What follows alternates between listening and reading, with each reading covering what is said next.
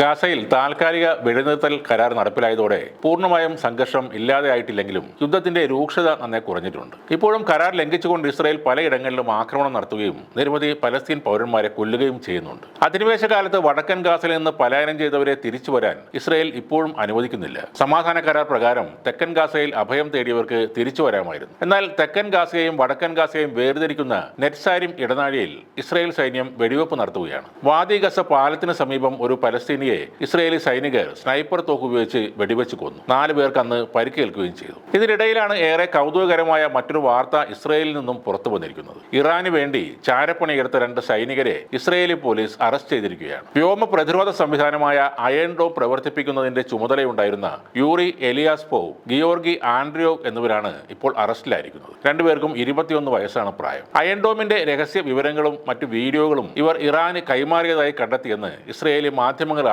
ആദ്യം റിപ്പോർട്ട് ചെയ്തത്. ഈ വിവരങ്ങൾ കൈമാറിയതിന് യൂറി എലിയാസ്പോവിന് 2.25 ലക്ഷം രൂപയും ഗിയോർഗി ആൻഡ്രിയോവിന് 4300 രൂപയും പ്രതിഫലമായി ലഭിച്ചു എന്നാണ് റിപ്പോർട്ടുകൾ പറയുന്നത്. കഴിഞ്ഞ സെപ്റ്റംബർ മുതലാണ് ഇവർ ഇറാന് വേണ്ടി ചാരപ്രവർത്തനങ്ങൾ നടത്താൻ തുടങ്ങിയത്. ഇറാൻ ഏജന്റുമാർക്ക് വിവരങ്ങൾ കൈമാറിയ 7 പേരെ ഒക്ടോബറിലും പിന്നീട് 30 പേരെ ഡിസംബറിലും ഇസ്രായേൽ പോലീസ് പിടികൂടിയിരുന്നു. നെവാറ്റിം, റാമത്ത് ഡേവിസ് വ്യോമസേനാ താവളങ്ങളുടെ വിവരങ്ങളാണ് പ്രധാനമായും ഈ തരത്തിൽ ചോർന്നു പോയത്. തുഫാനുൽ അക്സക്ക് ശേഷം ഈ താവളങ്ങൾ ഹിസ്ബുള്ള തകർക്കുകയും ചെയ്തിരുന്നു. തങ്ങളുടെ പൗരന്മാരിൽ രാജ്യദ്രോഹികൾ ഉണ്ടാകില്ലെന്നും ഇസ്രായേലിന് വേണ്ടി പോരാടാൻ തയ്യാറായി നിൽക്കുന്നവരാണ് എല്ലാ പൗരന്മാരും എന്ന നെതന്യാഹുവിന്റെ മിഥ്യാബോധം ഇവിടെയാണ് തകർന്നു തുടങ്ങുന്നത്.